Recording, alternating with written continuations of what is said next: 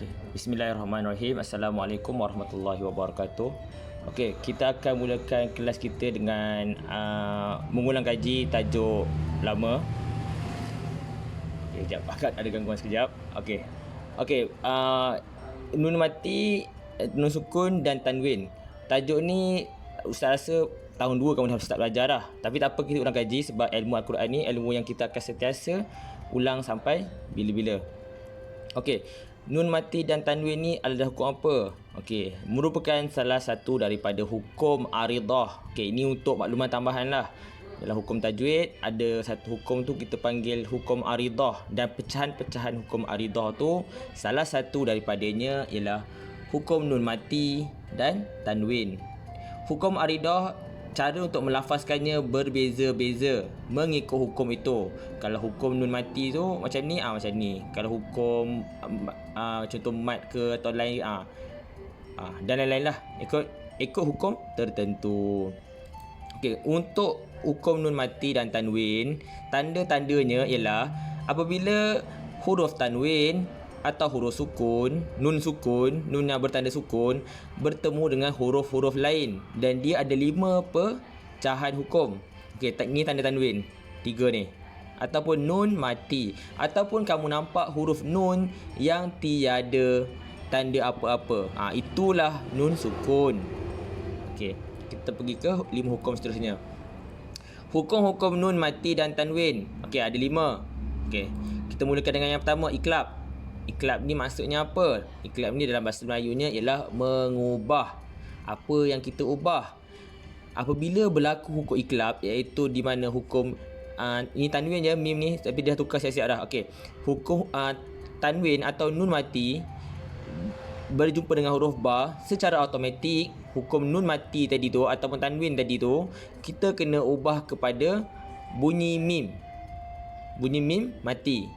Kita akan bacanya secara berdengung dan juga bibir kita akan rapatkan sedikit. Kita tak tutup bibir, kita hanya rapatkan. Contoh perkataannya alimum bima. Okey, dia ada dengung kat situ 2 harakat. Okey, hukum yang kedua ialah idgham bila gunnah, iaitu memasukkan tanpa dengung. Ada 2 je huruf untuk idgham bila gunnah. Ra dengan lam atau lam dengan ra, sama je. Okey, cara untuk bacaannya ialah kita kena memasukkan bunyi nun mati kepada huruf idgham. Okey, kalau bila gunnah kita kena buatnya secara tanpa dengung. Contoh dekat sini, nun mati jumpa dengan lam. Okey, hurufnya ialah lam kan. Okey, yubayyilana. Kita tak ada dengung, kita jelas je. Okey, yang ketiga ialah idgham ma'a gunnah. Macam atas sama, cuma kali ni kita perlu tambahkan dengung. Okey, hurufnya ada 4. Ya, waw, mim, nun. Okey, contohnya ni, nun mati jumpa ya. Okey, kita akan masukkan nun mati ni dalam ya. Kita akan dengungkan dia sekaligus. Contohnya ayyadriba. Okey. Untuk hukum seterusnya ialah izhar khalqi. Izhar membawa maksud jelas. Khalqi ni maksudnya halkum. Okey, kenapa halkum? Sebab 6 huruf ni, hamzah, ghain, ha, kha, ain, ha, ialah huruf halkum. Okey, kita perlu sebutnya secara jelas bunyi nun mati itu. Sebab kita nak jelaskan, kita izharkan, kita jelaskan. Dan kita bacanya tanpa dengung. Bila kita dah jelaskan dia, kita tak perlu dengung. Contoh perkataan ialah, okey ni, qaf tanwin jumpa hamzah. Ghashikin idza. Jelas je, tak ada dengung. Okey, dan yang terakhir ialah hukum ihfa. Ihfa hakiki. Ihfa bermaksud menyembunyikan. Okey, apa dia? Kita sembunyikan huruf-huruf ihfa ni, ada 15. Kita sembunyikannya dengan huruf selepasnya. Kita sembunyikan huruf nun mati dengan huruf selepasnya. Tapi dalam masa yang sama kita perlu kekalkan sifat dengung. Contoh dekat sini ialah nun mati berjumpa sa. kita akan hilangkan sembunyikan nun tu, tapi kita akan dengungkan sikit dan sambungkan dan masukkan dan terus ke bunyi sam. Okey, contohnya bacaan ialah misa min samarat. Okey. Seterusnya tadi sekat sikit. Okey.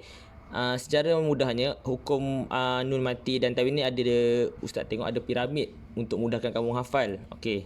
Kita mula daripada atas. Atas satu huruf iaitu ba. Ba okey, dia susunan macam ni. Dengung tak dengung, dengung, tak dengung, dengung. Okey. Pertama sekali huruf kita mula dengan yang pertama sekali huruf ba. Satu huruf saja. Dan ke bawah dia dua huruf. Idgham bila gunnah. Dan dia tangga ketiga ialah idgham ma'aruna ya waw mim nun. Maksudnya dia makin lama makin banyak huruf. Okey, yang pertama tadi dengung. Bila idgham bila gunnah kita tak dengung. Bila kita ketiga tadi idgham ma'aruna kita dengungkan balik. Dia selang-seli.